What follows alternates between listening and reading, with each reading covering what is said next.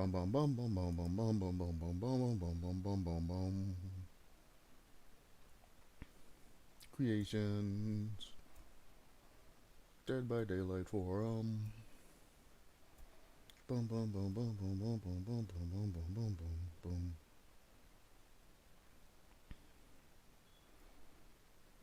You know what's said? I took the time to think of a concept, but I didn't write it down, and now I don't remember it. It was pretty cool. I remember it was some sort of Inspector Gadget style killer concept, and it gave the survivors the ability to work on generators from a distance, perk-wise. Instead of standing right next to the generator, you could stand up to X amount of distance. You pull out this little tablet that you click on, and it sends essentially this little drone over. Or just to simplify it, the survivor just works on it from a distance with the tablet. It takes 100 seconds as opposed to 80 seconds to do it that way, but oh, and it also doesn't work on a regressing generator. So if the other person's running Ruin, that perk does not activate. However, there was a secondary perk called Hacker that you could hack generators that were one generator, and you can essentially stop it from regressing, counteracting Ruin on that one generator.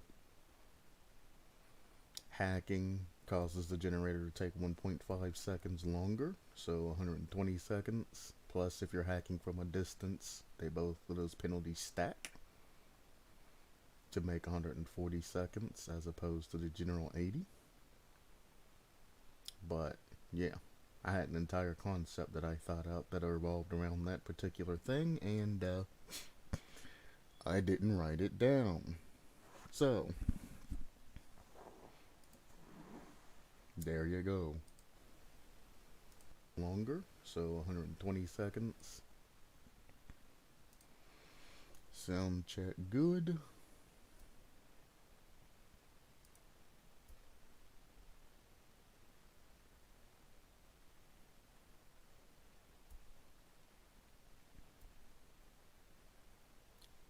Oh, this is Kate. I was going to say, who is this? This is Kate. Claudette. Dwight. Felix. Why did you pick just those 4 random people for the fall outfits? Not too bad.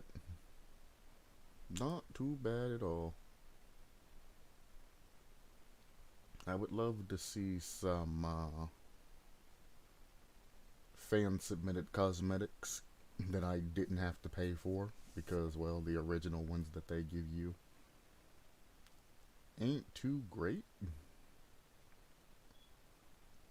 I especially like this one because the camouflage aspect that you could get on Swamp and Midwich and things like that against chalkboards and walls and things. Felix's kinda work, especially in-game collapse-wise.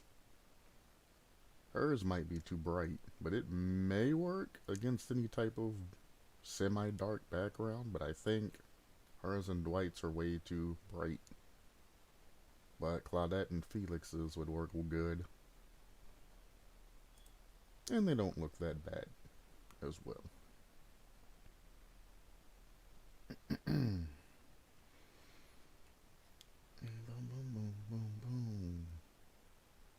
Alright, finally, after 17 days, well, 12 days, 7 days, math is hard, I'm going to finally go over this giant spider killer that I've been looking at for quite a while now. The Brood Mother.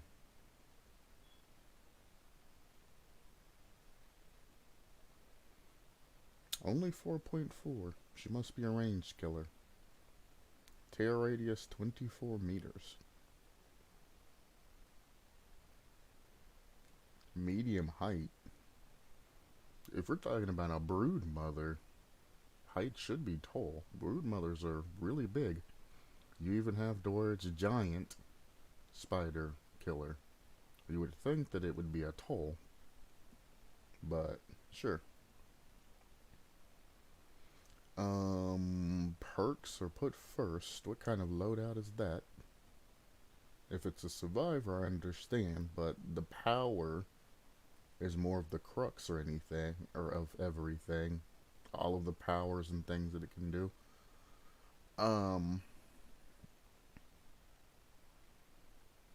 So just looking at a glance, it's got a power, another power, another power, another power, another power, another power. Now I understand you want to make it as close to a spider as possible, but you need to find some way to incorporate everything in here without making it ridiculous. But without further ado, let's see. Power. The Queen of Nightmares does whatever a spider can. You can't just say power, the brood mother. That's not how that works. This is not how it works. You can't just say that her power does whatever a spider queen can. She's not Spider-Man.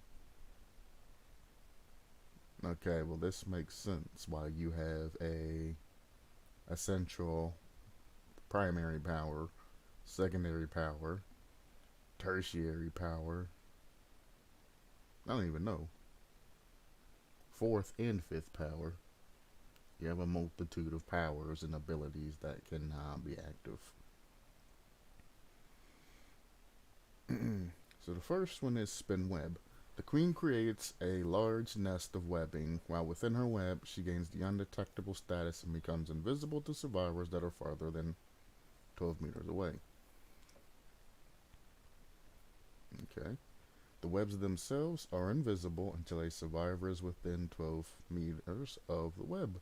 Once a web has been discovered, it becomes permanently visible to all survivors.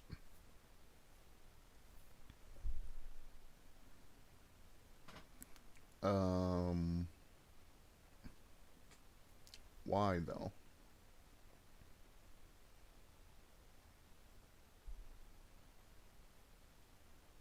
That's the only thing I could say is why. What is so important about the queen creating a large nest? Because I'm going to assume that she's just going to be essentially stationary. What does this nest have to do with anything? So you create a nest, which you don't say how big this nest is or anything like that.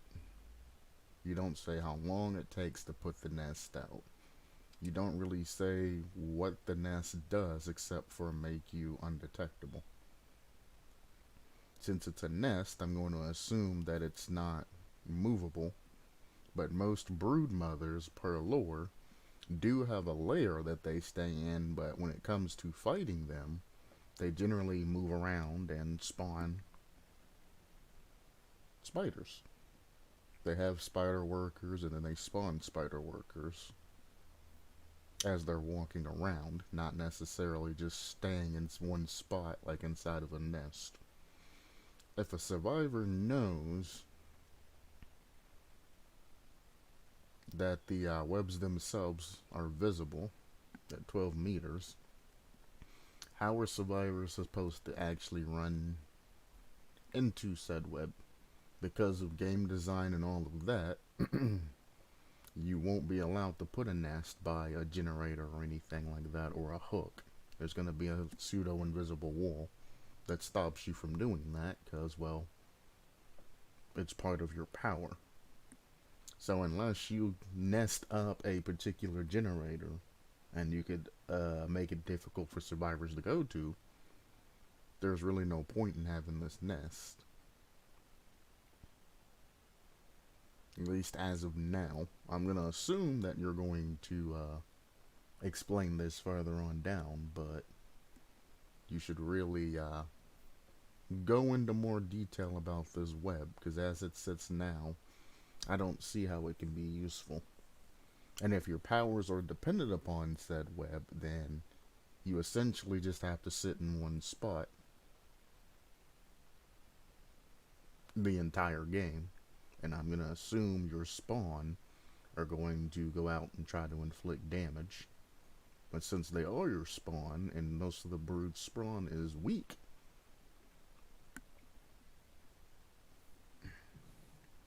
well, I'll say weaker, then they're probably going to end up being like the twins. What is his name? Victor? I think that's what they told me his name is. And he's going to end up like him, just running around like the small twin. Running, jumping, hitting, doing things like that, and then getting stomped.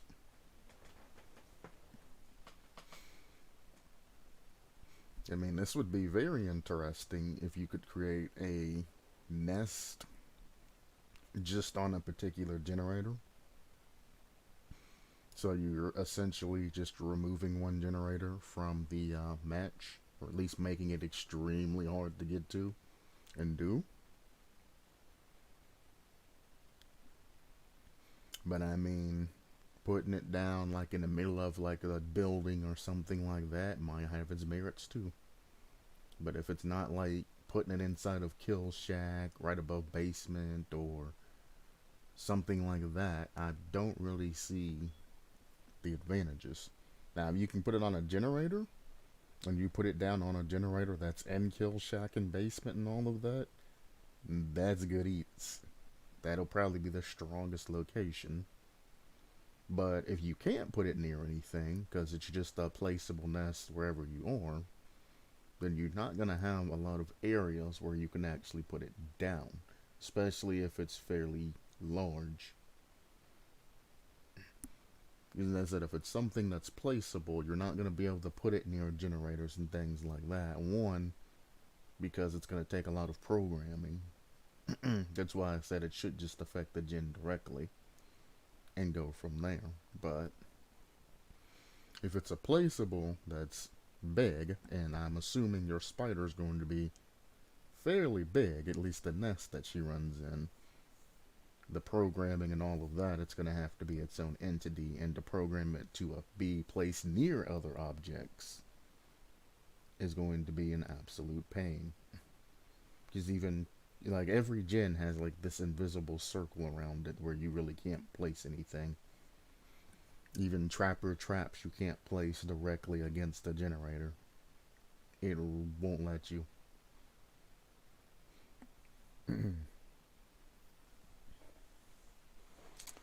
So let's continue on.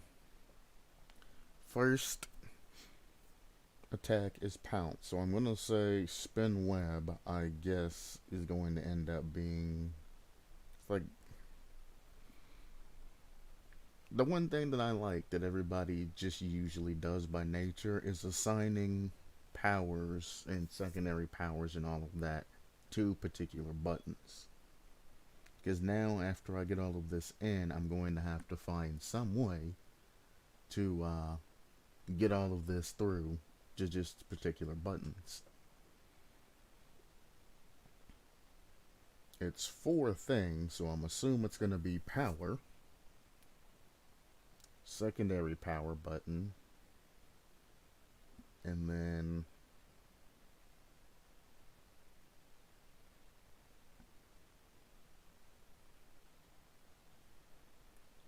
something's going to have to be secondary power while using power button.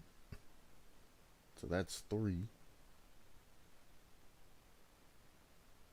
And I guess something's going to have to be primary power while holding secondary power. I have no idea.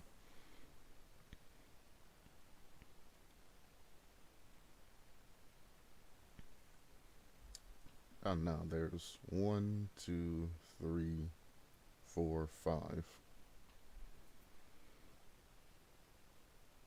I guess since this is spinning web, I guess this will only pop up when you're sitting still? Maybe? And these will be moving? I don't know. Or maybe passives. I think I should just continue on. But I mean, thinking about all of that, I mean, you have a lot of things, but they're all going to have to be put on buttons. So I don't know how you're going to incorporate these unless it's an automatic thing.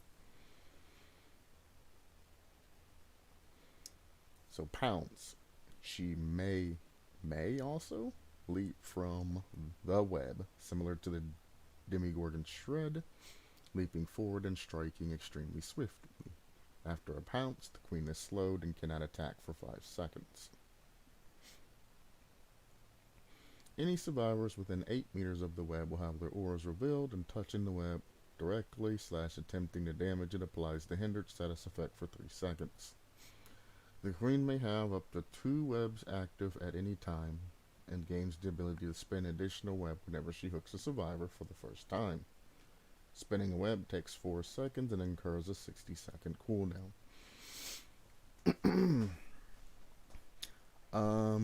Well, if you can only have 2 webs active at a time, that being the hard limit, then you should remove the 60-second cooldown.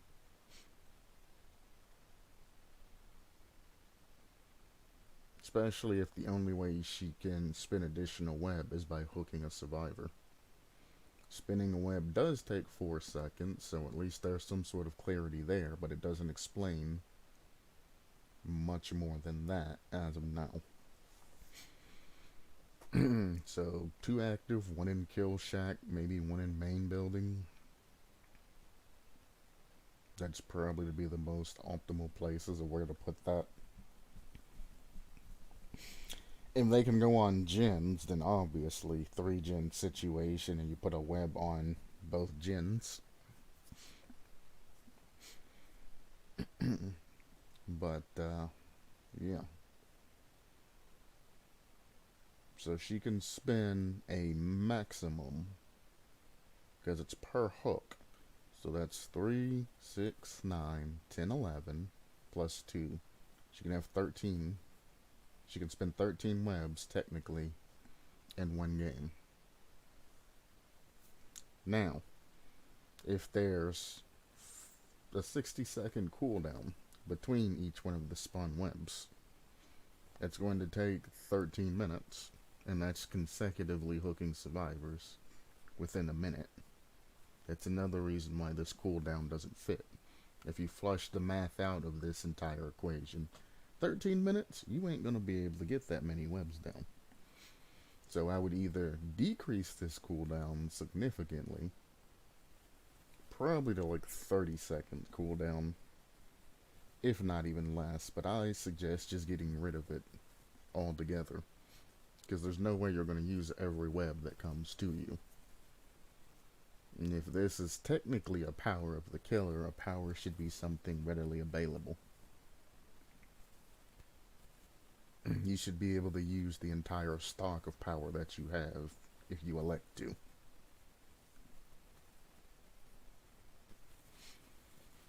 I'm going to assume this has a token system somewhere that shows you how many of webs and everything else that you can do. But yeah, even though this don't even seem, or it seems very negligible cooldown wise and things like that, you should be able to use the entirety of the power stock that you have. That's a little side something that I've rarely mentioned, but in this case it is the crux of one of the killer's powers. So I am going to go into a little more detail to balance this out a little bit better. Especially because it seems this killer is more stationary. But on cooldowns, that's one of the things you have to consider. Is the cooldown way too big to where I can't effectively use my killer's power?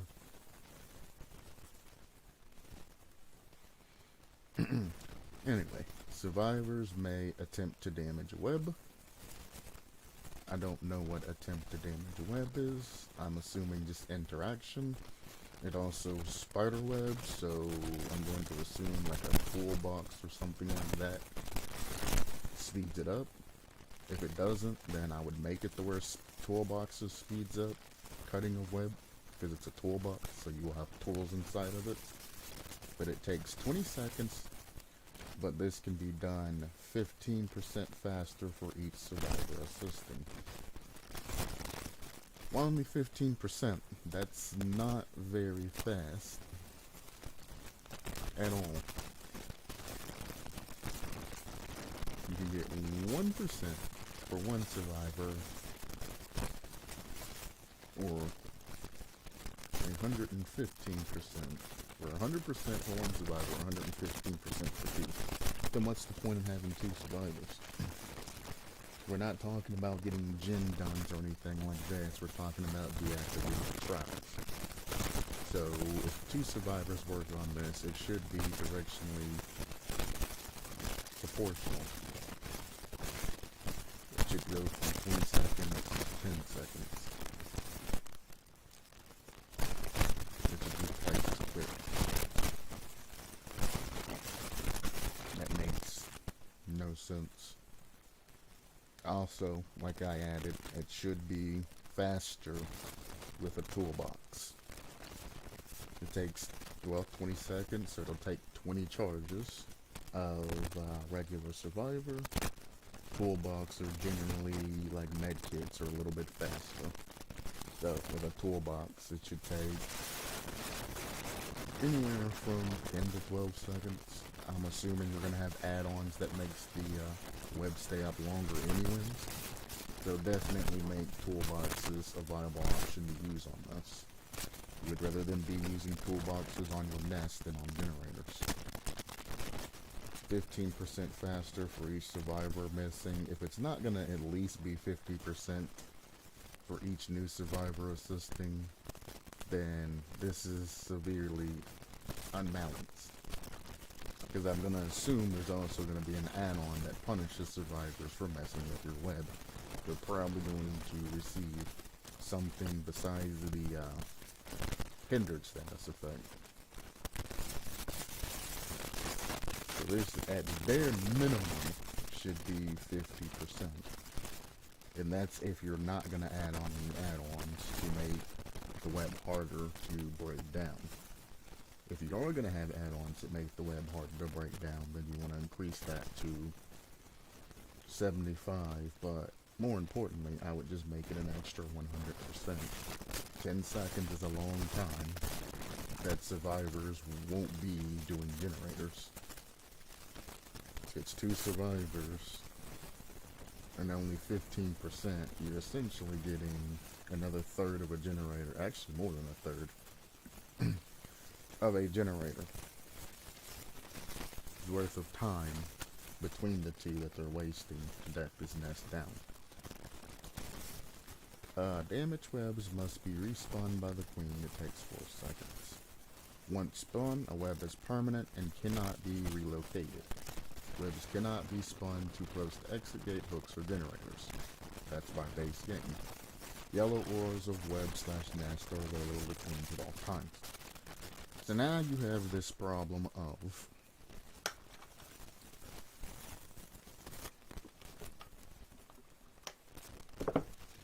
well, like I said, the only place you're really going to be able to spin a web is in the main building and in the kill shack, and that's if a generator is not there, because it doesn't directly affect the generator like I suggested on the side. If you wanted it to, just make it to where it can only be spun on generators, or spun on generators in other places, to try to get past that. Problem is once spun, it cannot be relocated. So, kill shack and the main building are the only two places that make sense. As you stated at the beginning, that you can only have 2 active at all times.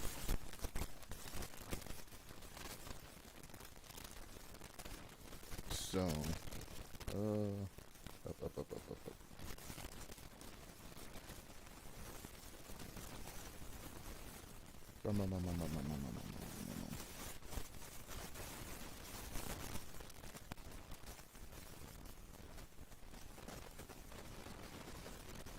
See, it's not in the spin web.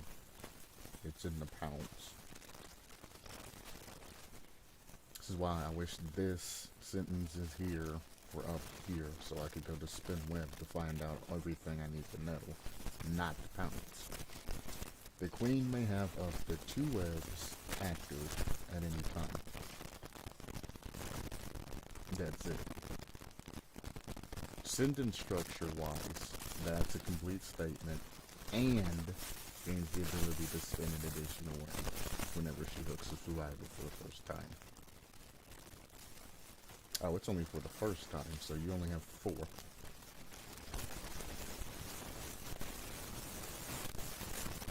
So you only get 6.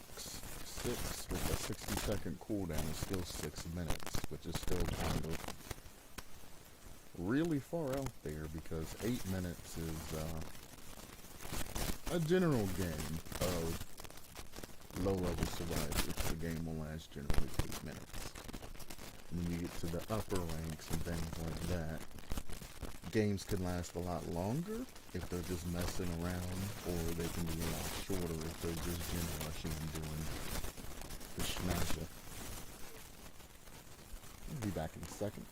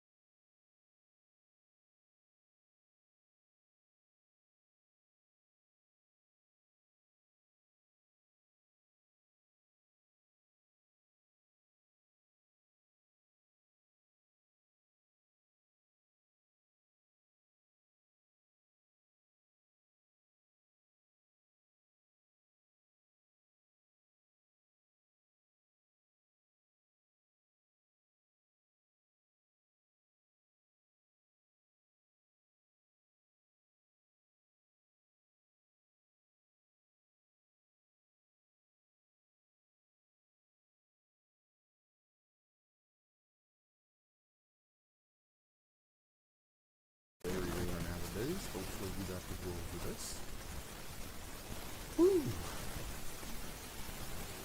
Hello everybody that has tuned into this. Now, never, later, who knows. Alright. Oh, yeah. I remember where I was. On spinning the web. So apparently you get the ability to spin additional web whenever she hooks a survivor for the first time. By definition,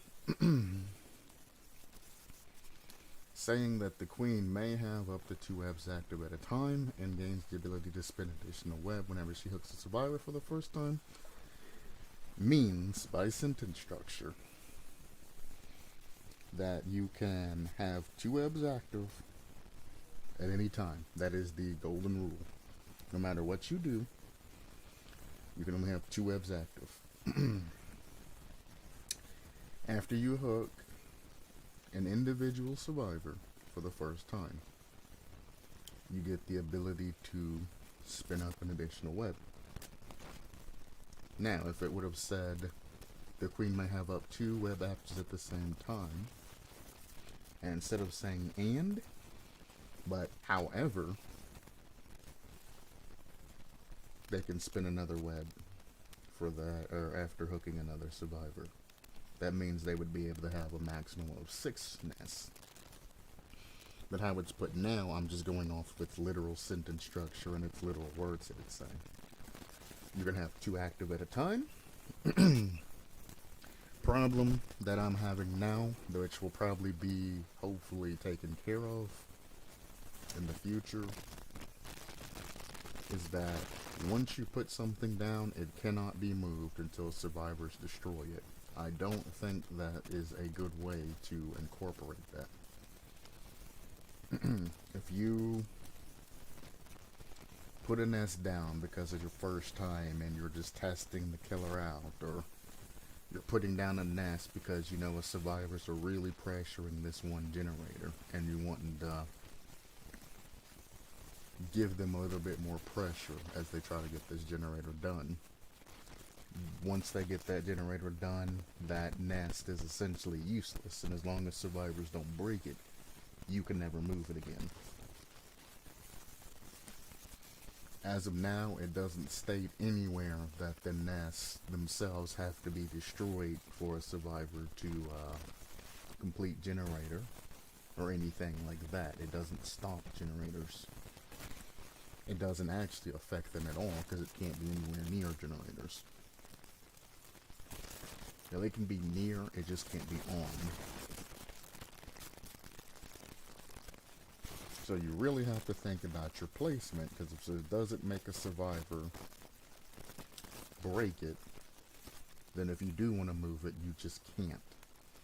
So that's something I would address, to add in something to be able to move nests wherever you want to move them to.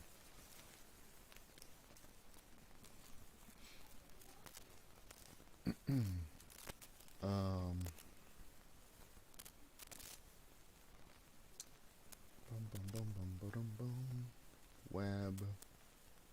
Yeah, once spun, a web is permanent and cannot be really created. So that's just one of the general problems, is once you put 2 down, they're essentially stuck there till a survivor moves them. If you put them in main building and kill shack, when they get destroyed, it's just the inconvenience of having to put another one down. But if you're trying to pressure something, and like if you have one in main building and killer shack and they get down to a 3-gen situation on the other side of the map, you now can't move any type of nest or anything closer to any of the gens to get any of the ore reading and all of that when a survivor comes nearby. You can't use those as pressure because the survivors aren't going to break them. They no longer have a need to go there.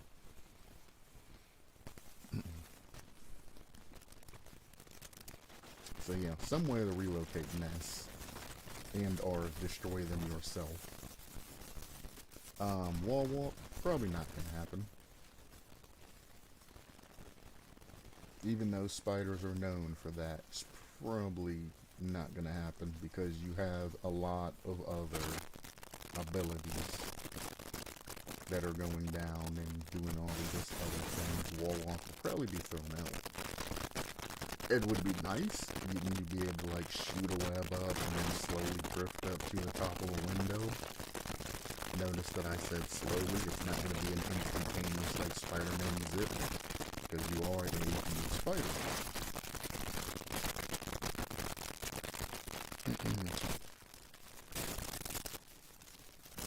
There's also baby spiders inside of you. Would be nice, but not really savvy for this type of situation. This also knocks down on powers that have to be binded to something else.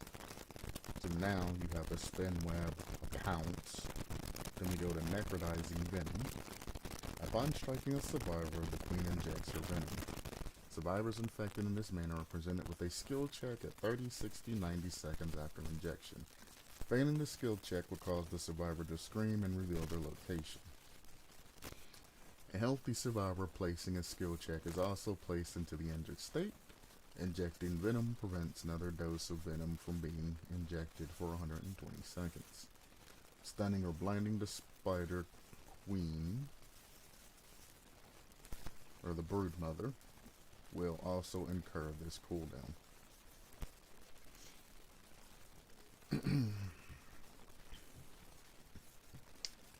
Only problem I have with this particular situation is the run button and the skill check button are the same when on controller.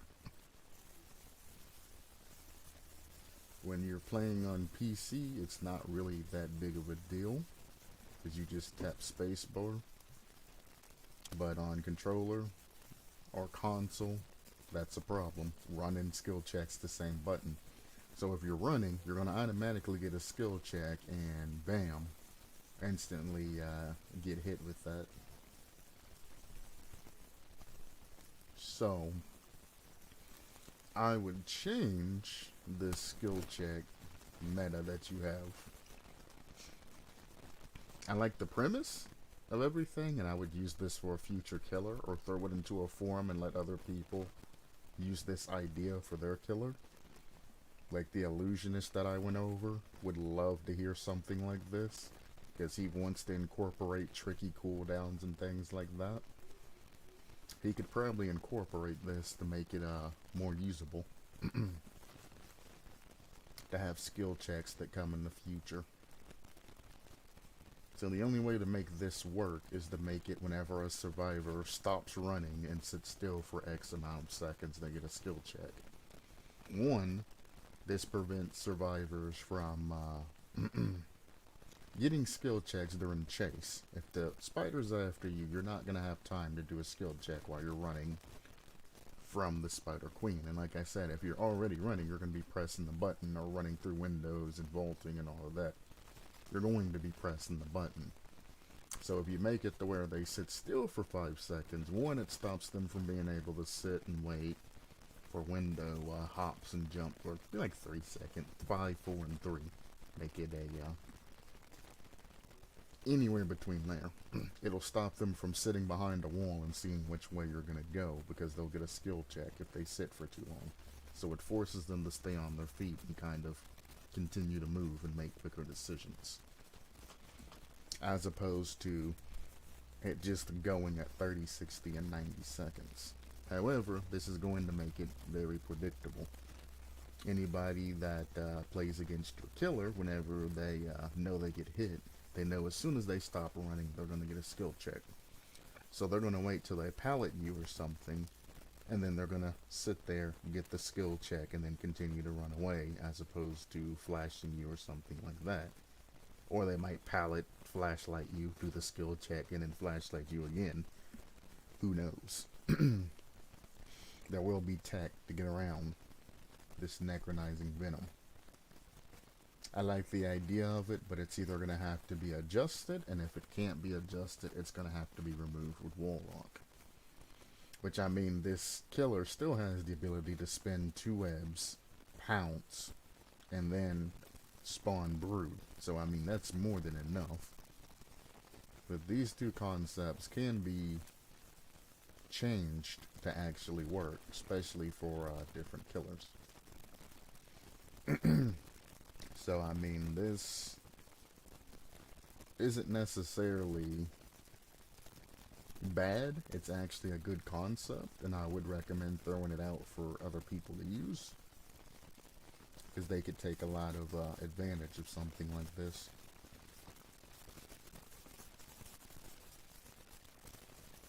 Wall walking, though, and walking on ceilings, that's a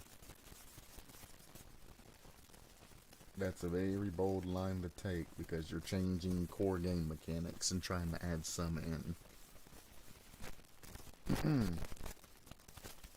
Now, making like a sort of zip line that can slowly take you up to a window, so you don't have to walk upstairs when survivors are working on something, I could see being, you know, a real thing. Like with the Death Slinger. The Death Slinger's weapon is strong enough to pull a survivor inwards. Why isn't it strong enough to pull the Death Slinger up to windows and things like that? You know?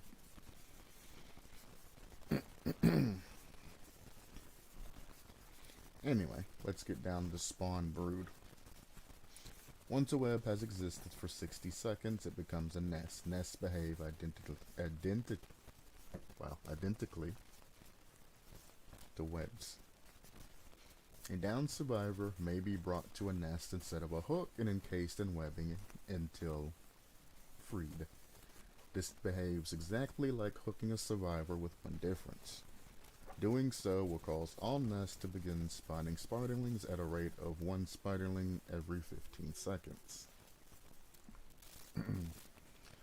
These will move at a rate of 2.4 meters per second towards the closest survivor, but will automatically die after 30 seconds. So 2.4 is 0.1 meters per second faster than half of survivors' movement speed. If they move at 4.6, it's 2.4. So it's half and then plus 1 meter per second. I don't see why this is a thing, because they only last for 30 seconds, so you'll never have a very big build. And I'm gonna assume that the spiders can be crushed. They're gonna be like small victors that continue to move at you. But I guess it's gonna rely on AI in this case. If a spiderling reaches a survivor, it will shriek, leap, and attach to the survivor until they perform the crush action. Well, if it's an AI, good luck, because the AI is probably going to just jump in a straight after shrieking. It's going to just jump straight. Survivors are going to dodge it 90% of the time, and then they're going to crush it. So, there you go. And it only takes 3 seconds to crush, so even if it does attach, you take a 3-second crush, you go and save the survivor, which as of now, it doesn't even say how long it takes to free survivor. Survivor with a spinal attach will trigger killer instinct if the spider remains attached for 10 seconds. They will also lose 1 health state.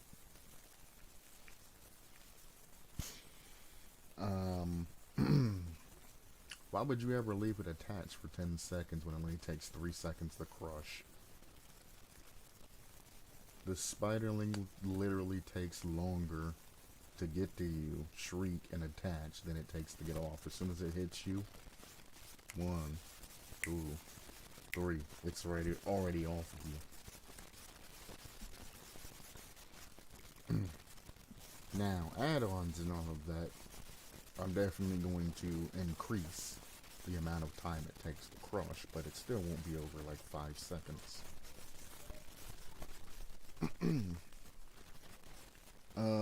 Instead of having spiderlings take a health state, you would think it would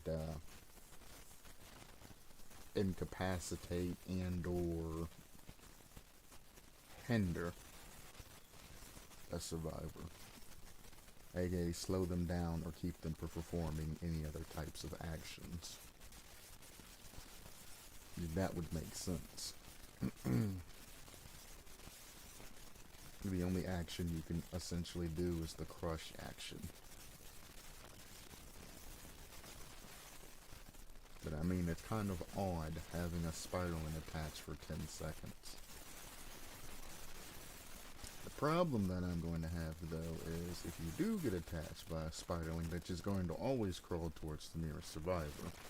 So if the brood mother is within any of the vicinities of any of these nests that has a survivor hook, they're going to always know once every 15 seconds where the nearest survivor is. So unfortunately, no survivor's really going to be able to go for just a safe, stealthily unhook, which is a problem. Because anybody camping as a brood mother, essentially, if you want to go for an unhook, you're going to get hit before you get to the hook. Or somebody's going to have to chase her away. So any camping brood mother is essentially going to get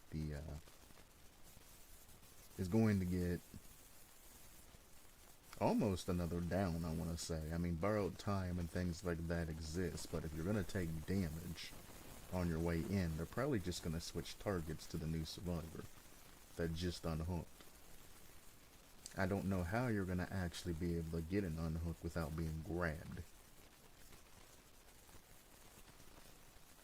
Because you're going to have to essentially bait a spider out.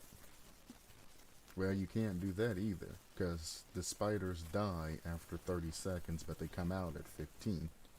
So you're going to always have essentially 2 spiders active.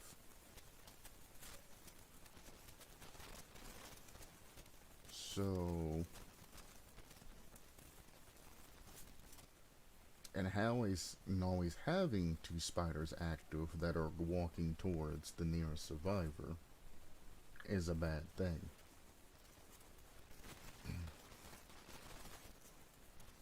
So I don't know. Their AI is either going to be jank and they're just going to jump in a straight line, which, I mean, for that part, it's kind of meh, because all you're going to do is take one, crush it, probably immediately get jumped on by the second one, but I mean, you still have your movement speed, at least the majority of it. I'm assuming you run unobstructed, so you'll crush one, but then you're going to have to do some sort of thing to pull your survivor friend off. And I don't think they forgot to add in how long it takes to free a survivor, but I think they just didn't. They just couldn't balance it. Just couldn't find one. Then they added in, nests must be damaged to prevent spiderlings from spawning. When damaged, a nest reverts to a web and must be respawned and given time to mature again. Damaging takes 20 seconds though, but you're also getting spiders every 15 seconds. So as you're trying to clear this, you're going to get another spider on you. 2 survivors doing this, you're still going to get another spider on you. So one of you are going to be taken out by a spider. You're going to have 2 spiders going at each time. If you're using 2 survivors to break a nest, it's essentially defending itself so well that you just aren't going to be able to make any type of progress. Plus you have the happen to get your friend out of a cocoon, which doesn't have a time limit on it. So, because of everything's overlapping, and I'm pretty sure they didn't forget to put any time on how long it takes to break out of a cocoon, they did this on purpose. I think this, after you destroy the nest, the cocoon should break, releasing your friend, and that just all be one trigger. No more spiderlings, and your survivor friend is free. That would give you essentially a 20-second unhook time. I would make the spider spawn only one spider at a time that dies if crushed, and then after 15 seconds of being crushed, it then respawns again.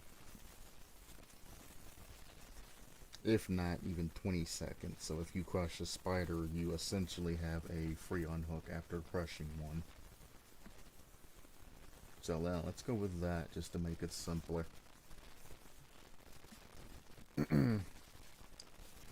One spider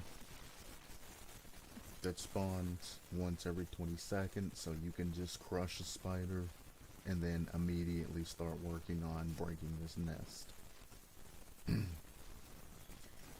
Now, I know you want to make the nest almost like a hook, but a sacrifice on a particular web or in a nest is going to have to take longer than a hook, because you're going to have to spend a lot of time just to get that particular survivor out. So at the bare minimum, the hook time's going to have to be extended that 20 seconds, because unhooking is instantaneous. So you're going to have 80 seconds, essentially a gen, to save a survivor added onto each phase, which will give you 160 seconds as opposed to 120 seconds. So that's an extra 40 seconds. One, that'll prevent camping, because this is very, very viable just to camp and just interrupt survivors as they go for saves. But if it's an extended time that you would have to camp, you're losing all of your generators while you're sitting here trying to camp. And this is the equivalence of face camping, because the brood mother is going to be, inside of the web and inside of the nest as well, so she can use her pounce attack and things like that. So I mean, yeah, it's going to be the equivalence of face camping, and needs some sort of extension on that unhook. Again, I would make a second survivor at bare minimum add 50% efficiency in, even though I would make it 200%. 10 seconds is a long time for an unhook, especially when you can be attacked at any time. I definitely think it should be an extra 100% rate. 15% on top of that is not good enough. And that's not my suggestion. 15% is not good enough. That is a statement. It needs to be changed. Not a suggestion. It needs to be changed. 100%. Some people may call it arrogant, but it really does. Hello. Ouch. Micro attack. Micro sabotages your stream. What is happening? Plus, if you're hacking from a distance, they both of those penalties stack.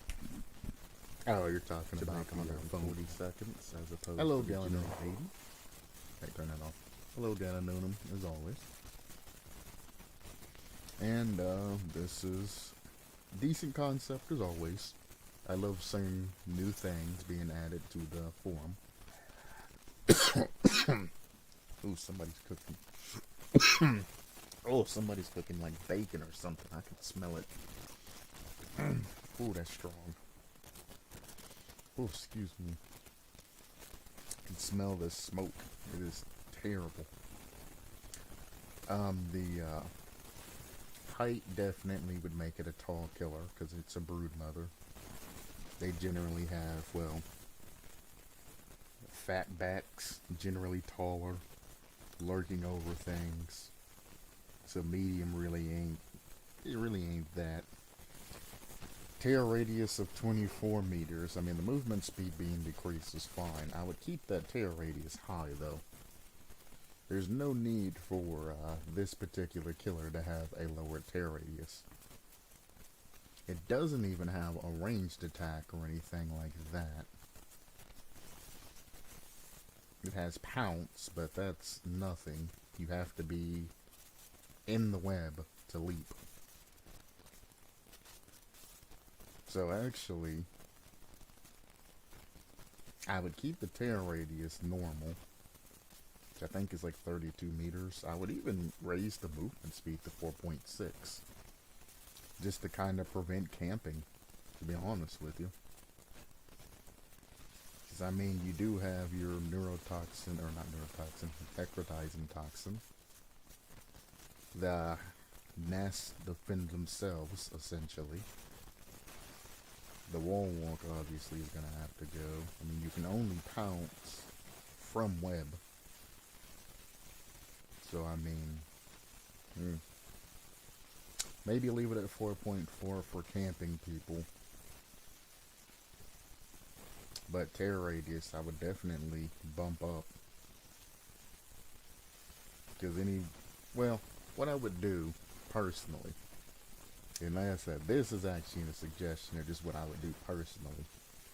I would have your tear radius be smaller when you're out moving about, and I would make it larger when you're sitting in your nest.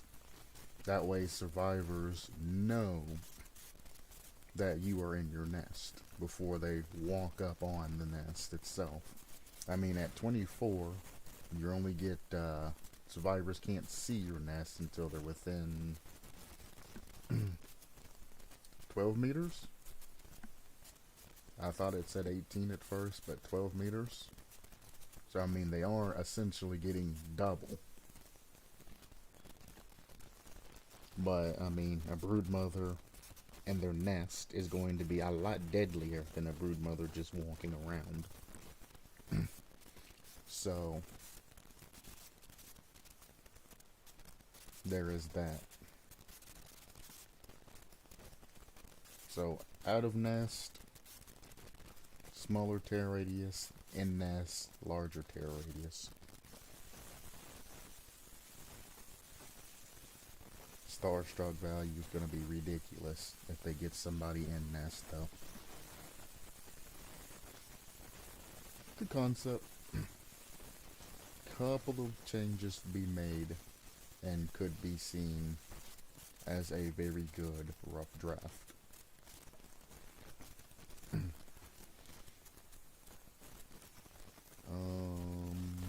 Chapter 24, fan-made Dust of Vein.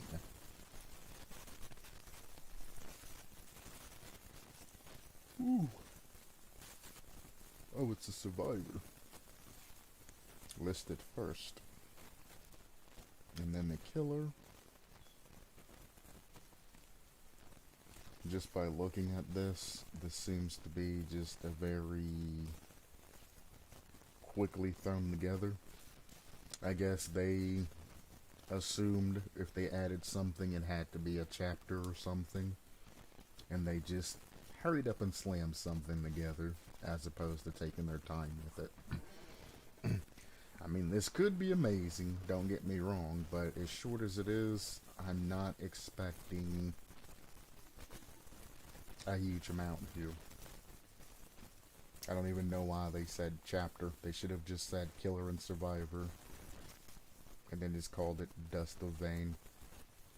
But we'll run with it.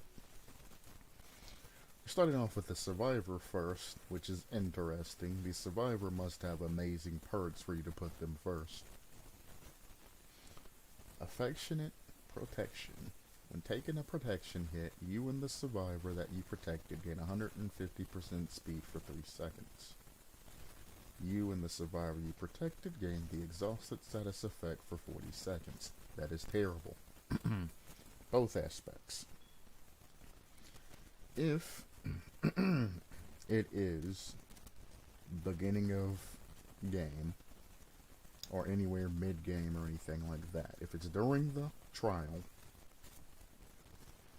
when you take a protection hit, getting a 150% boost of speed, which would take you from 4 to 6.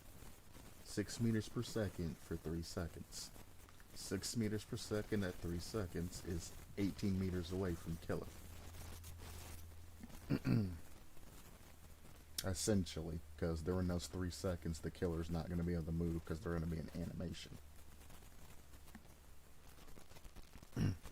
So the problem you're going to have here with this particular thing, and why I'm saying no, no, no, is because of the perk Overcome that's coming in, which extends that hit speed that you're getting for an extra 2 seconds.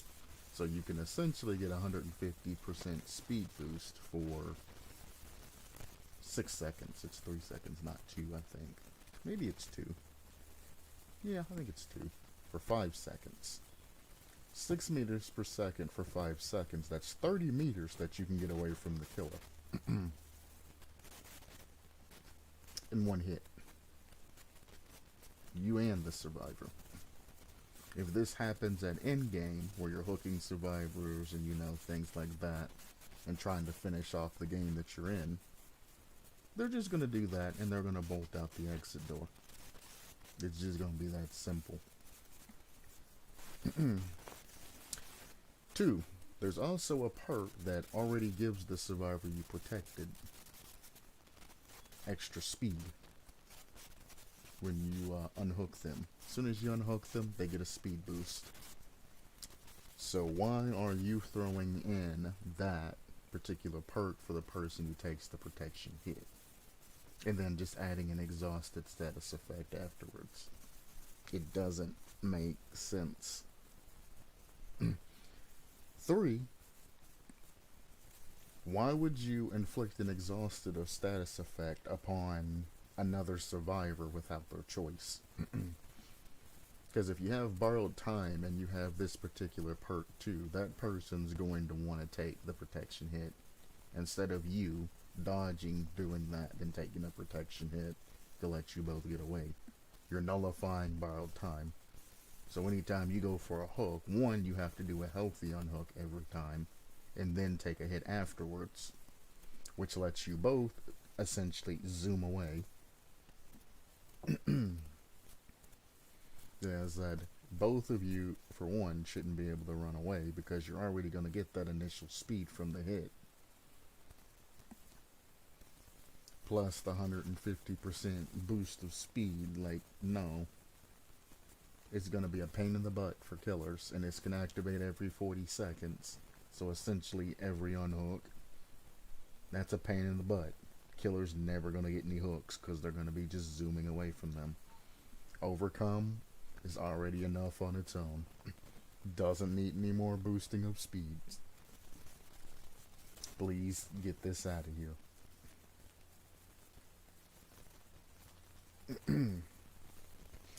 Ally, or ally, whatever you go from that. Start the trial with 3 tokens. Gain a token when the survivor gets injured. Really? Gain a token when a survivor gets injured. So any type of effect that injures a survivor, you're getting tokens. That is crazy.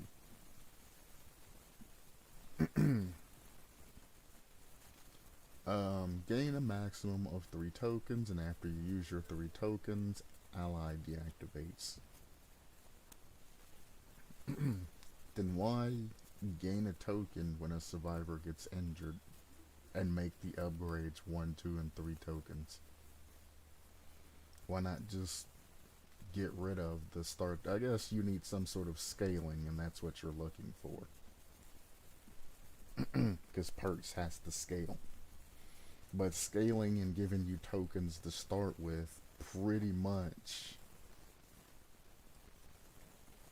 nullifies the ability of it being a token perk. You can't go beyond 3, so if you're going to make tokens a scalability type thing, you're going to have to extend this to 4 or 5 tokens. Essentially 5 tokens is what you're going to have to extend the max to, or you're defeating the entire purpose of adding in all of this. I would rework this. Just start the trial with 3 uses and then add something else to make it passively useful to you during trial.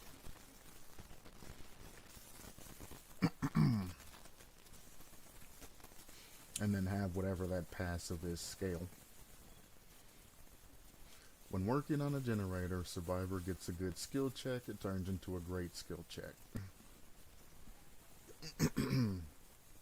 That's why. This would stack good with the new survivor skill.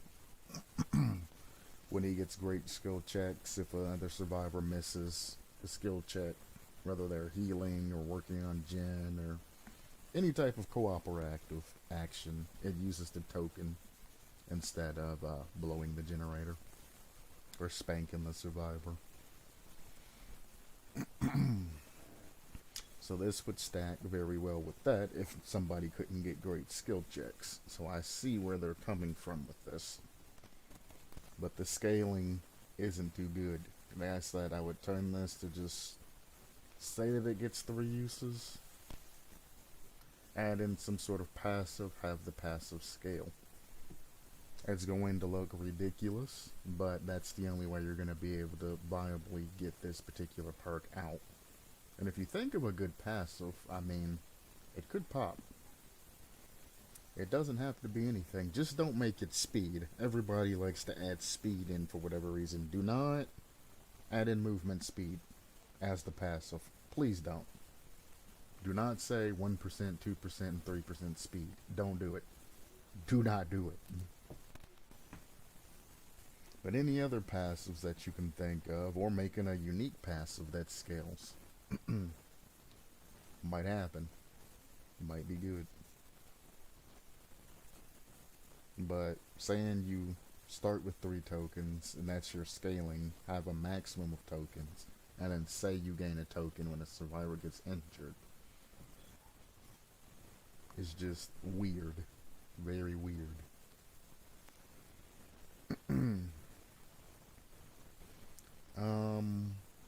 Also, why not extend this to any type of skill checks? If you're playing with or healing a survivor, that should be turned into a great skill check as well, because great skill checks go a long way when healing somebody, as opposed to working on a generator. They don't do much. They don't do much at all. And then you have to have a boon type of effect, because that's what's in nowadays. Stay inside. Well, say your scaling system isn't right on these. You don't stay inside boon's range and then scale the seconds. As soon as you go into the boon's aura, you get this.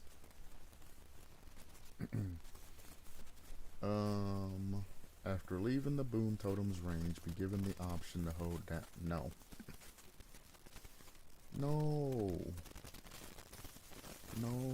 Just make it like clairvoyance.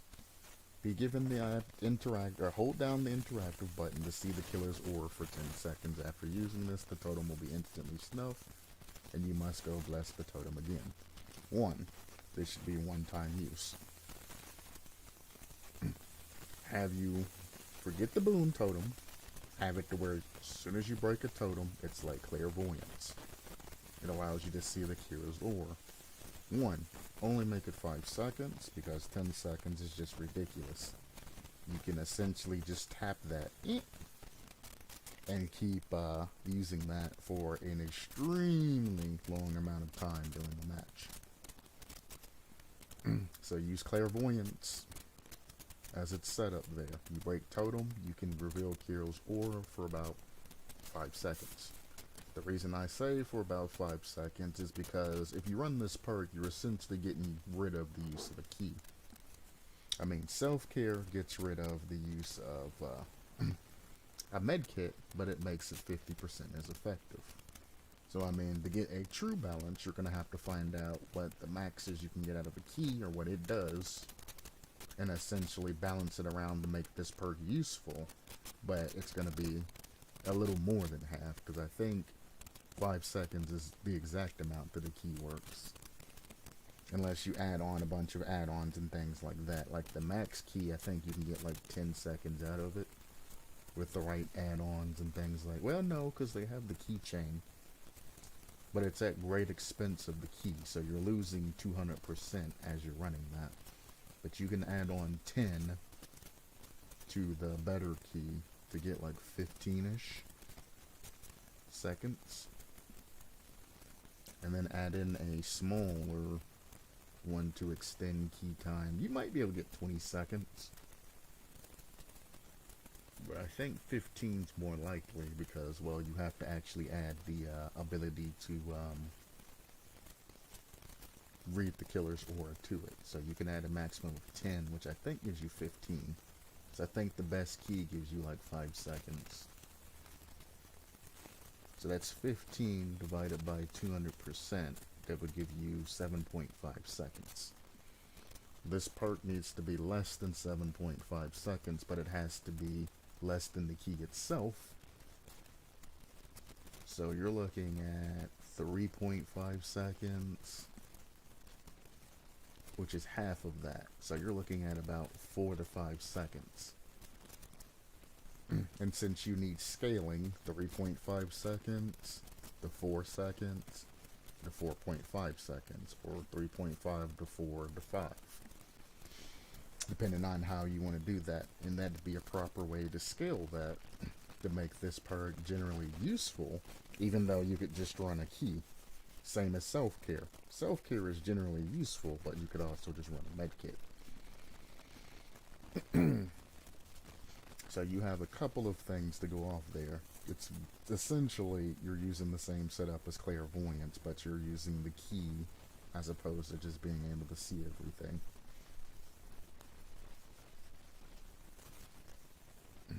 So there you go, survivor wise.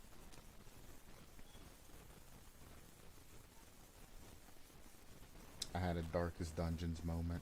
I thought that said Chlora. New killer, mummy.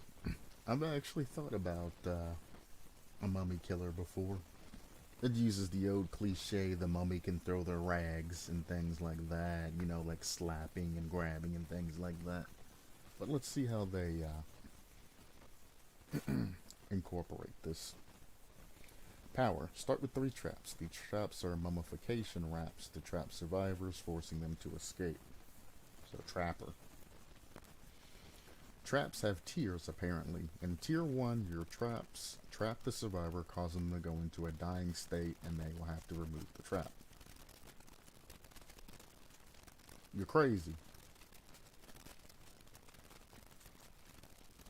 You're crazy. Tier 1, you can down survivors with your traps. Basic tier, without tiering up or anything like that. You can just straight up down them. And then they still have to remove the trap. So they get trapped. They take 7 seconds to remove said trap, and then they're put into the dying state. What? You must hit a survivor 4 times or hit 4 different survivors in order to gain a tier. Well, you don't want to tier up, so you'll never be using your mouse 1. You'll just literally be putting, well, I guess you'd want to hit them once, but if you have to. But in this case, you don't ever want to tier up. So you essentially made a trap killer whose mouse 1's actually useless. Because once you hit a survivor 4 times, you go to tier 2. In your tier 2, your trap no longer traps the survivor, but instead injures and downs them. So now I guess you do want to go to tier 2.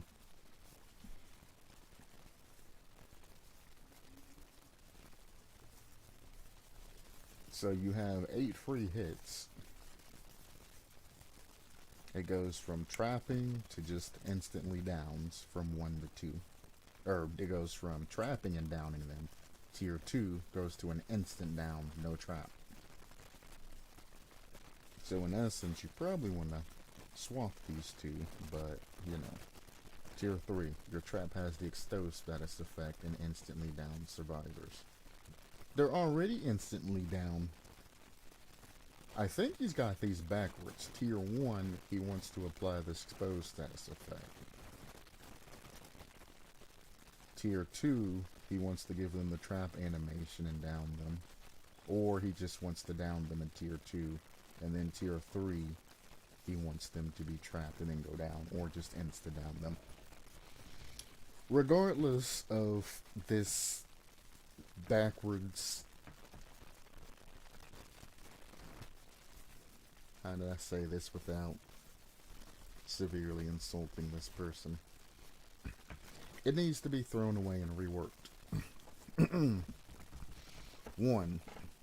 You're a mummy. Out of all the things the mummies are known for, you're going to use traps. Tombs themselves, you know, Indiana Jones and the Curse of the Mummies and things like that, yes, are known to have traps, but that's after you essentially, or at least movie-wise and lore-wise, after you steal something, the valuables, the trap activates, or some cases when you first enter in the actual pyramid, it's designed to protect the pyramid. There's traps. And trials and tribulations that you have to go through. So, what you're essentially making is a extremely buff trapper with a different skin. And I can't even say that it's an alternative killer because it's literally just a trap that's buffed. There's nothing alternative about it. It's just a reskinned trapper with a buff trap. That's not alternative at all. None of these tiers make sense, and I'm actually disappointed that you're not using any of what mummies are known for. You're not using the scepter, you're not using the curse, you're not using all of the things that a mummy could actually be. This is very low enthusiasm here. I'm disappointed. However, let's see if the perks can redeem this. As that, I wasn't expecting much, but come on.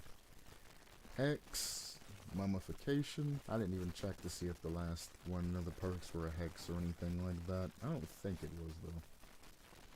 When a survivor dies, see all the survivor auras for 14 seconds. This perk lasts as long as the hex totem is standing. That is so niche that I actually hate it. So,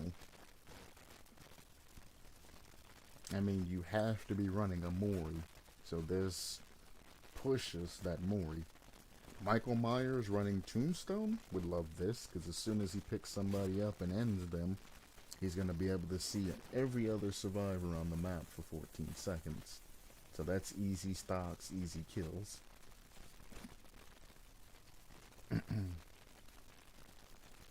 Doesn't fit well with any of the perks. You have to be running a Mori with it, or have some sort of perk that allows you to Mori. Pyramid Head would love this, because he can just instantly swap with his mini Mori and continue along to the next survivor. So it's good on Pyramid Head, it's good on Spirit with Rancor. So it's good on any killer as long as they're running a Mori, or a Mori perk. Very strong on Pyramid Head, because you can run 4 other perks and then just use your Mori to send it. So, there's there. I also apologize for any background noise, because apparently micro-sabotages are real today. So, get rid of this perk, because, I mean, if you're Moriing a survivor, you're getting a lot of advantage of that anyways. You're getting a lot of pressure, a lot of advantage, and a lot of everything else, because one, it sends a message to the other survivors that, hey, you only get 2 hooks. There is no third. There is no saving you. There is no chance. Then on top of that, you are now essentially able to be seen, and for 14 seconds is extremely long. Because what this is essentially a barbecue and chili, but it takes a weird thing to activate. I still think it should be reduced to 4 seconds. You just need to know the general area that a survivor is at, not necessarily where they're going, what they're doing for 14 seconds. 4 seconds should be the high on that. But it shouldn't be included at all. Hex Robbery. I'm gonna lose my goddamn mind with all of this noise. Hex Robbery. When damaging a generator, the generator is damaged 7% more than regularly. This perk lasts as long as the hex totem is standing. How much is it regularly damaged? You just put 7% more than regularly. How much is it damaged normally? You know, you would thought you would have added this in to make it seem like, you know how much. Because I'm going to assume based off the 7% that it's a 3% that you get off a base kick, and this makes it 10%. And if we go off 10%, because I'm not going to take the time to look this up, because he's not going to take the time. It should already be here, information-wise. So that's 10%. You're essentially losing 8 seconds every time you damage a generator plus the regression. So taking 8 seconds off a generator is pretty significant. However, there are a lot of perks that essentially do the same thing. This also pulls away from the doctor's overcharge, where he gives them a hard skill check, and if they get it, all is well. If they miss it, they get extra regression, and the generator explodes and everything else. Putting this as a hex totem kind of overbalances this perk and almost tips over the scale, because I don't see this as needing to be a hex perk. But if you're trying to take 10% away per generator hit, like I said, it's encroaching on other perks that have better use, more balance, and more usability. Also, if you're using this, you can't use Ruin at all. And why would I use this perk over Ruin? You know what I'm saying? Especially if it's a hex perk and I can lose it specifically like Ruin. Why not just run Ruin and just regress everything that's not being worked on, as opposed to just one generator, 8 seconds.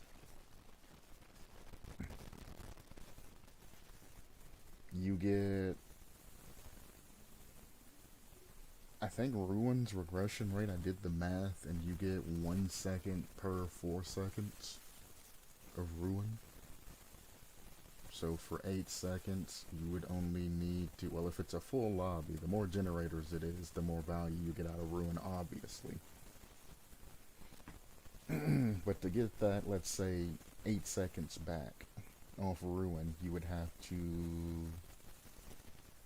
have all 5 generators, and that's 2 seconds, if all 5 generators are worked on. If it's more than 5, you get, more value out of it. If it's less than 5, and let's say only 2's being worked on, well then it's going to take a little bit to get that Ruin value.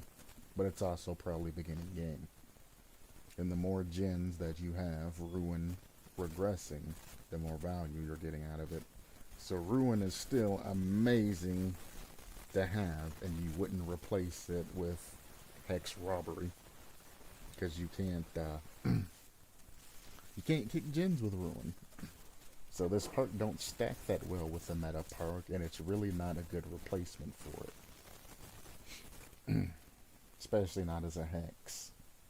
So it's been overbalanced, and it's tipping way too far, so for 8 seconds that can be deactivated at any time, you're losing a lot of value. This is a strong perk at like 3 gen situations, but I mean so is Ruin. The 8 seconds will come in clutch, though, if you can keep kicking that particular generator over and over. Obviously, this needs to have a cooldown on it, and the cooldown is what's going to be the balancing factor here, not making it a hex.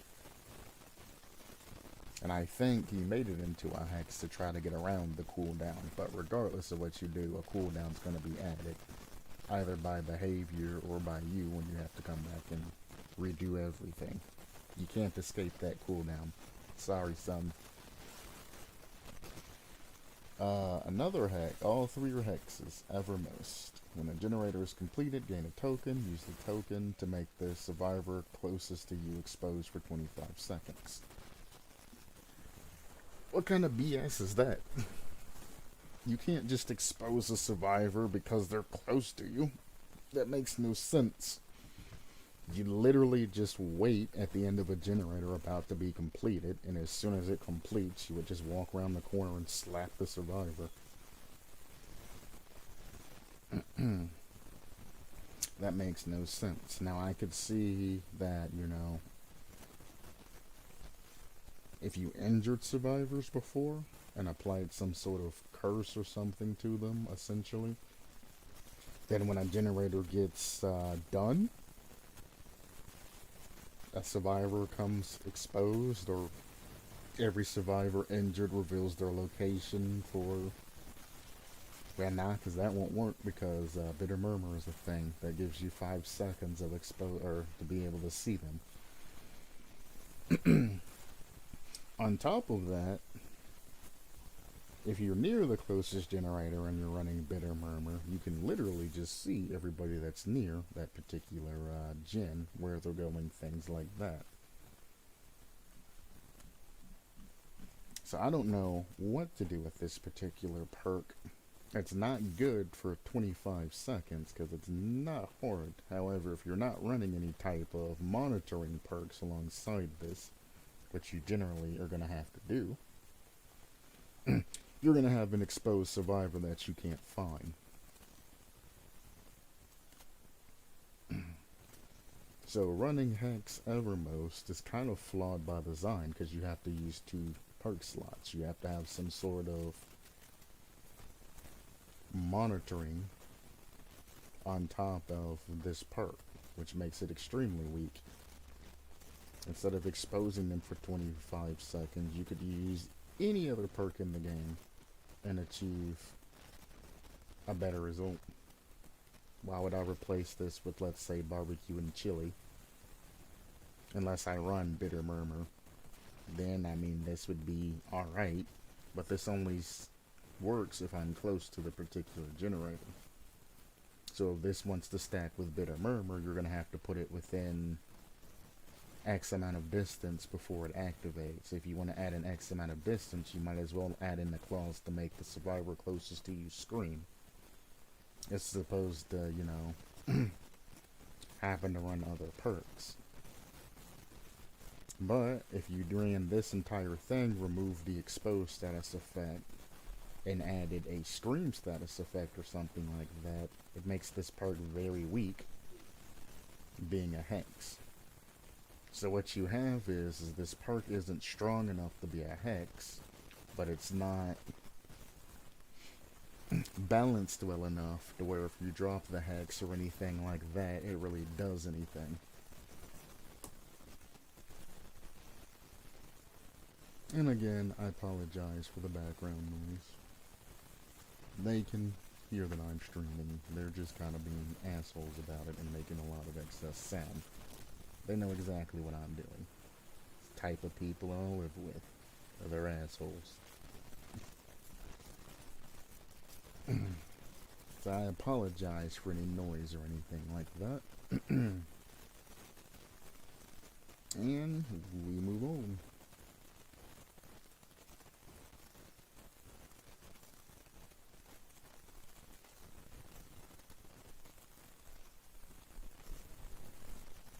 So, how long has it been? It's been an hour and a half. Because of the excess noise, I might leave that particular concept reviews and all that for tomorrow. We have quite a bit to go over. Things are starting to stack up, which is nice. This person apparently needs help for a concept. Let's look into it now and possibly review this tomorrow when I had time to think. So I've been trying to make a concept for William Birkin, the big shoulder guy with the big eye from Resident Evil 2. Do not do that. Resident Evil's already got a lot of money off of Nemesis. For them to have another character, well, Nemesis, Jill, and Chris, and Leon. For them to have more characters added to the game, you're actually going to severely hurt the behavior devs, because they're going to have to extend their contracts and add more clauses, more money, etc., to the game. You're also flooding the Dead by Daylight community with just Resident Evil killers. It's now going to be not Dead by Daylight, but Dead by Resident Evil. You don't need to add any more things from Resident Evil. You really don't. Way too many as it sits. And each one of those have their own different perks. That's 9 perks, survivor-wise, and 3 perks, killer-wise, that have already flooded in and diluted the pool of Dead by Daylight perks. So, because you're trying to make it a Resident Evil style of deal, I'd recommend changing that, getting out of the contractor things, designing a killer that's almost the same but completely different and as far away from Resident Evil as possible. William Birkin, which I don't think that's what his name. I think they called him Krauser? Krauser? I think that was his code name. If you're talking about the guy that has the one shield arm, which once you deal damage to him, the eye pops out. I mean, William Birkin might be his actual name, but I would use his code name.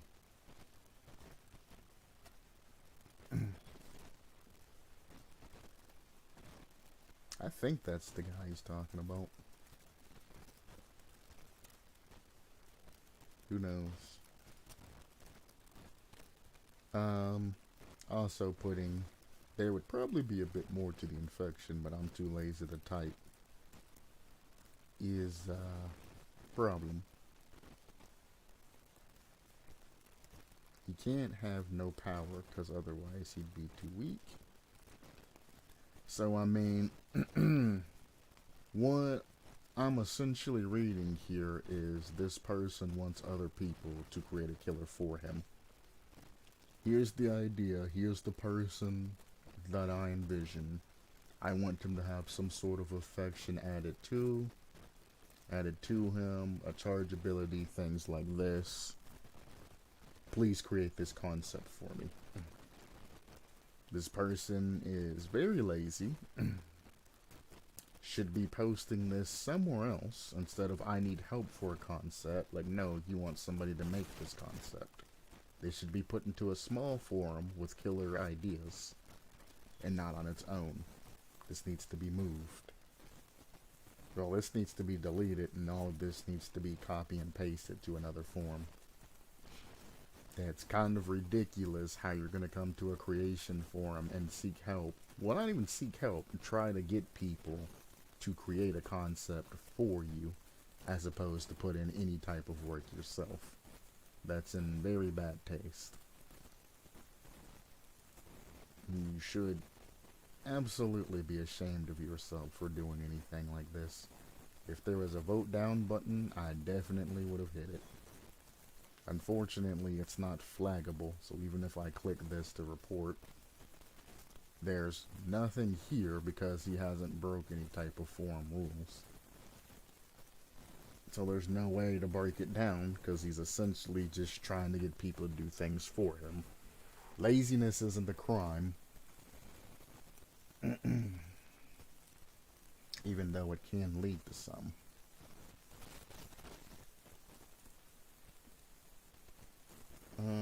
To report, there's nothing here. Alright, well, thank you everybody who stopped by from the review. As always, Galanonim. I might actually just straight up add you to the bottom of my video descriptions as a shout out at this point. You've came to essentially every stream. And in the case that I decide to get up one day and just be like, you know, streaming ain't my thing, I got my word out, I feel content, at least you'll be forever immortalized in my video descriptions. So I might,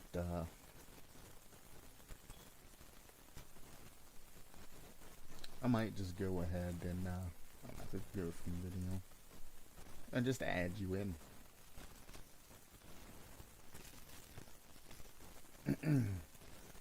As always, we do it live.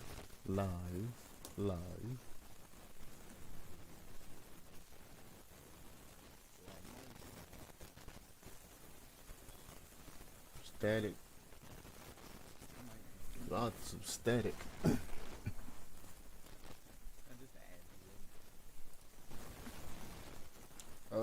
Edit video. Was there anything that I particularly liked to go over today that really struck me? I don't even remember half of the killers. I want to say that I liked one concept. It was decent, but I don't remember what it is. I'm just gonna name it the default DBD Creation Reviews.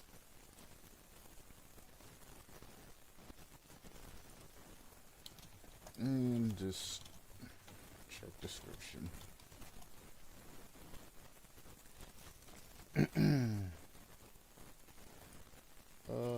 And I'm just going to ixnay the end here. Boom. And then we can put special shout out to Galanonim.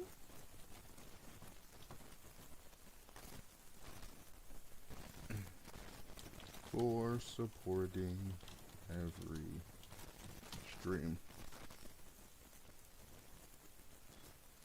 Gal a non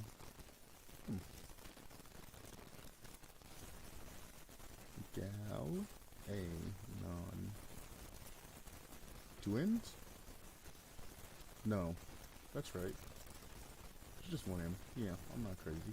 You're crazy.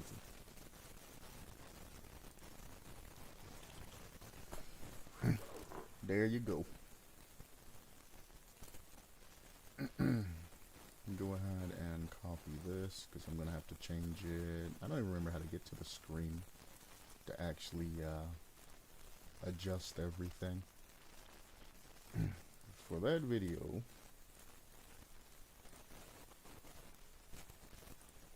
you will be posted there. And then when I get all of this done and I figure out how to post you in every video, you will be posted in a memorandum. We're gonna go Dead by Daylight. I want to allow all comments. They're getting rid of the dislike button, so there you go.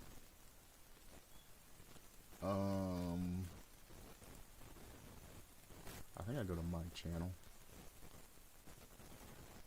Customize channel.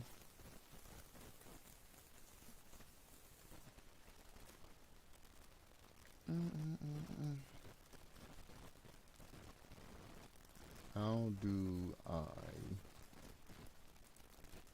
got branding, watermarks, layouts. This is what the creator studio looks like for a lot of YouTubers, at least smaller ones. I'm going to assume that the more the subscribers and all of that you have, the better things go and the more options you have.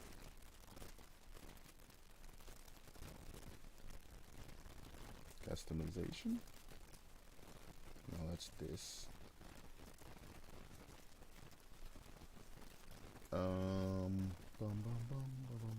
My views have gone up to 297.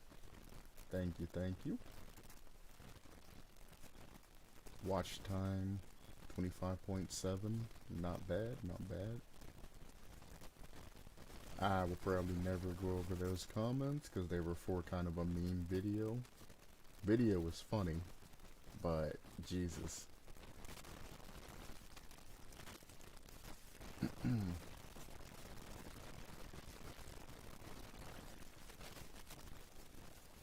I really don't know.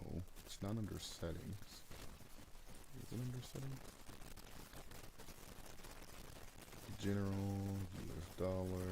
Oh, upload defaults. There we go. Boom. So now every video that I make will just by default have a shout out for you, Galanonim. There you go. So from this time forth, you will always be immortalized in my channel. Appreciate you.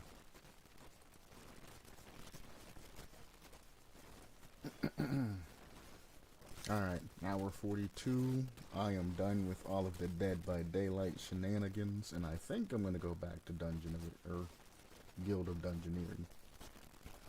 This game is free on Steam, by the way. You just click, go free. This is free. Kid Amnesia Edition, and then Never Alone. All three of these are free today. Also, even though I open up Chrome a lot, I do have Opera GX. Opera GX is way, way, way, way better for gaming. Anything gaming-wise, because you can limit so many things. You can hook your Epic and everything else to it, and if you click back, what's the menu? This is the thing. You hear that? So clean. It has a, well, first, the release calendar, which you can make just Windows, or you can put all, and it actually tells you down there with symbols when everything releases. It has shortcuts to like GTA, things like that. It also tells you all free games. Oh, this was my childhood. Oh my lord. Splinter Cell Chaos Theory. Get your free copy now until November 25th. I used to play Splinter Cell Chaos Theory as a child. You can claim on a Ubisoft Connect PC. How though?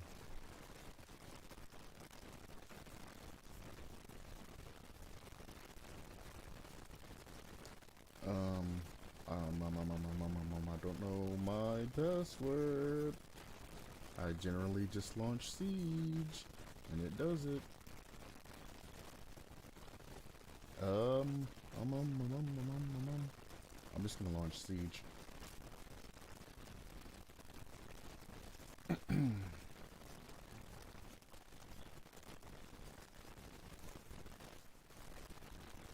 Well, I don't even need to launch Siege, I just need to launch Uplay.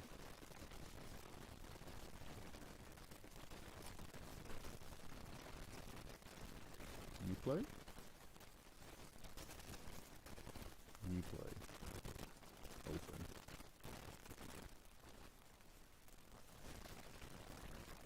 Open. Splinter Cell Chaos Theory has co-op, if I remember correctly as well. You have co-op missions you can do. Very fun to do.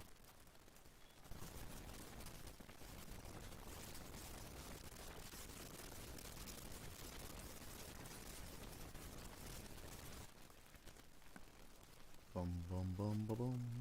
Bum ba dum bum ba bum. Give it a second, give it a second. Anybody?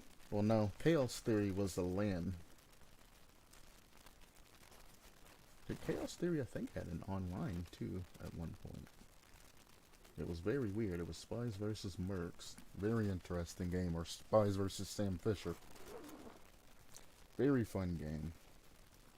It was my childhood. I've beat the game lots of times. I might actually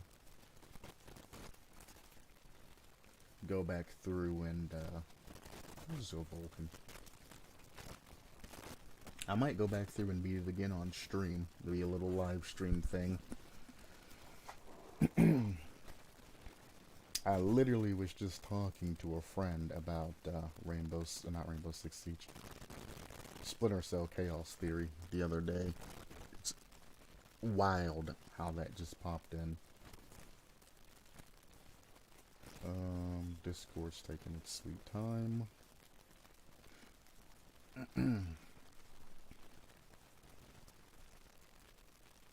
need you to go ahead and log me in so I can grab this Splinter Cell. Discord has eaten everything.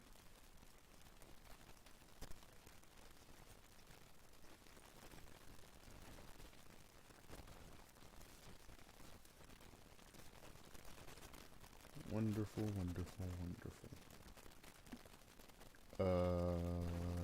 Apparently Discord updated. Sweet. Alright, for anybody who wants to join the Discord, my Discord.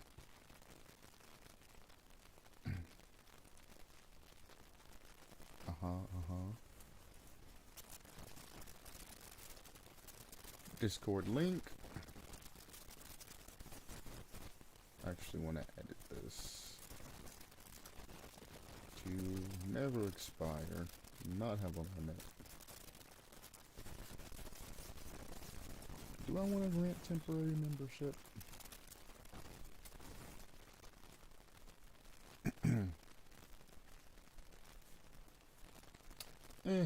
I have a pretty good bot system and moderation.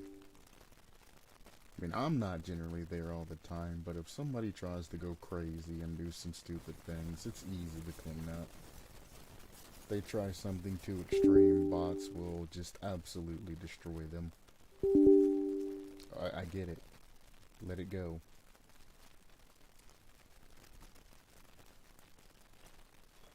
Oh, I set up two-step verification. This is a trusted advice, though, so why do I have to set up two-step? Send it to my phone. I don't know why I have to set up two-step verification. I don't think this is going to the correct account.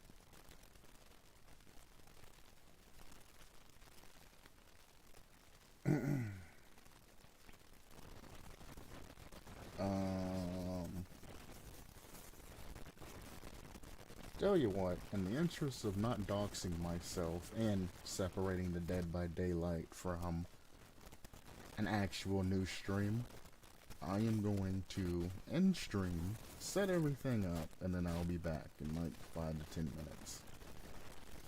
Thanks for everybody stopping by. As always, supplement your lifestyle.